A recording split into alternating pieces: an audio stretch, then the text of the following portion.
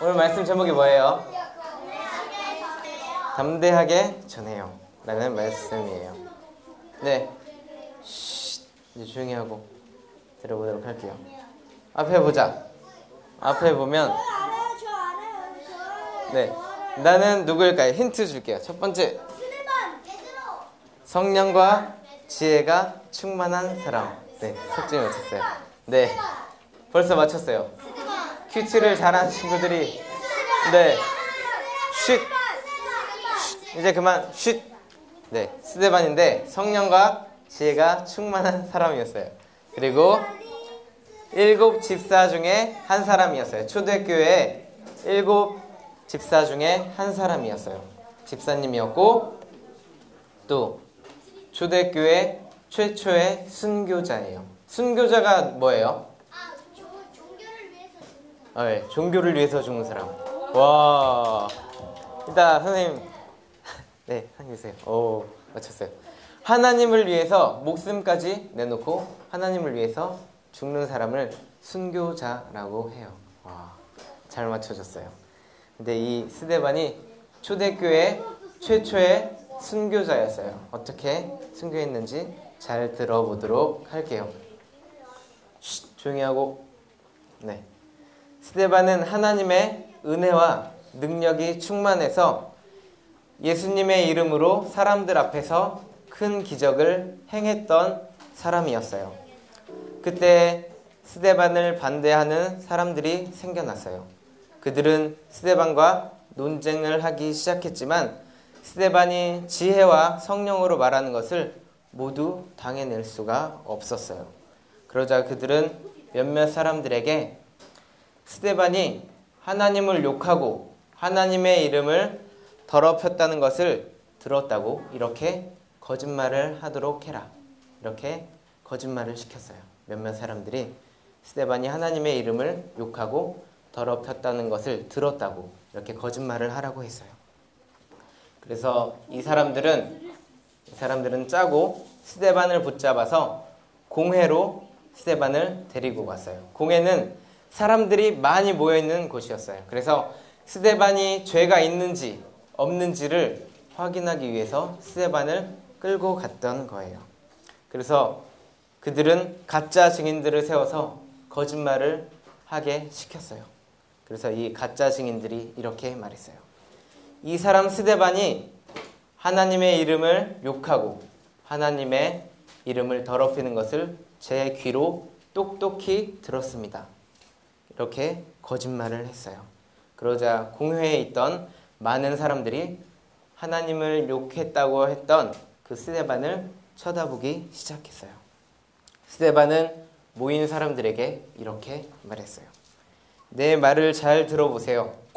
하나님께서 우리 조상 아브라함을 지금 여러분이 살고 있는 땅으로 보내셨습니다.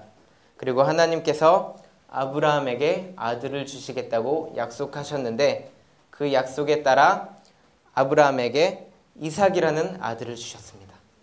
이삭은 또 야곱이라는 아들을 낳았고 야곱은 우리들의 조상 12 아들을 낳았습니다. 그런데 우리의 조상인 야곱의 아들들이 그 동생 요셉을 미워해서 애굽 상인에게 노예로 팔았습니다. 이렇게 여러분들의 조상, 우리의 조상은 하나님 앞에 죄를 지었습니다. 또 하나님께서는 우리 조상들이 애굽에서 노예 생활을 하고 있을 때 모세라는 사람을 통해서 애굽 땅에서 빠져나올 수 있게 했는데 우리 조상들은 모세의 말을 듣지 않고 감사하기는커녕 불평을 하면서 애굽으로 다시 돌아갈 생각을 했습니다. 이렇게 하나님 앞에서 죄를 지었습니다. 뿐만 아니라 그들은 송아지 모양의 우상을 만들고 그들은 우상에게 절을 하기도 하고 제물을 바쳤습니다. 이렇게 하나님 앞에서 우리 조상들은 하나님 앞에서 죄를 지어왔습니다. 또 성령님을 거스르며 살았습니다. 그런데 여러분들도 우리 조상들처럼 하나님의 말씀을 듣고 있지 않습니다.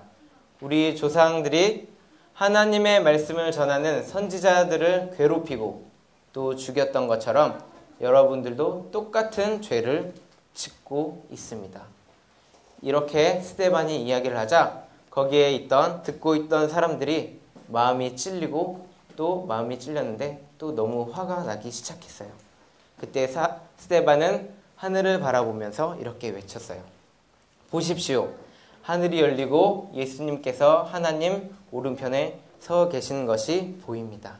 그러자 많은 사람들이 소리를 지르면서 스데반을 성 밖으로 끌어내고 스데반에게 돌을 던지기 시작했어요. 사람들이 돌을 던질 때 스데반은 이렇게 기도했어요.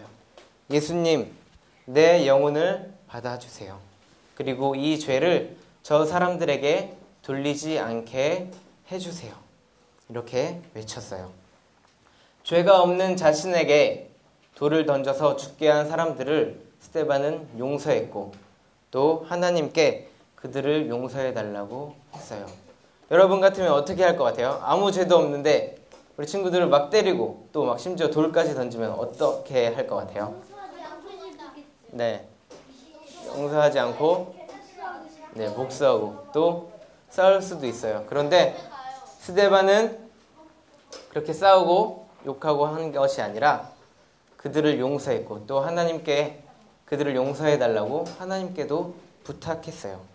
그리고 스데반은 그렇게 사람들이 던지는 돌에 맞아서 죽게 되었어요. 이렇게 하나님의 말씀을 전하다가 죽게 되었어요. 하나님의 말씀을 전하다가 하나님을 전하다가 죽는 것을 뭐라고 하죠? 죽는 사람을 순교자. 이렇게 스데반은 순교하게 되었어요.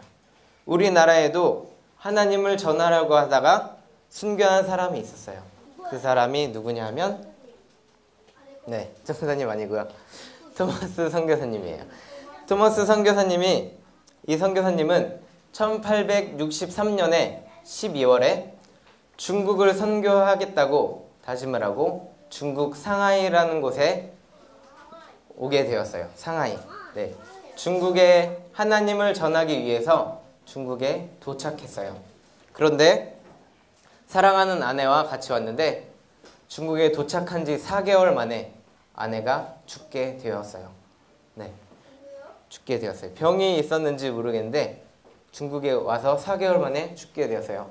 사랑하는 가족이 죽으면 어떨까요? 기분이 엄청 낙담되고 절망되고 되게 기분이 안 좋겠죠.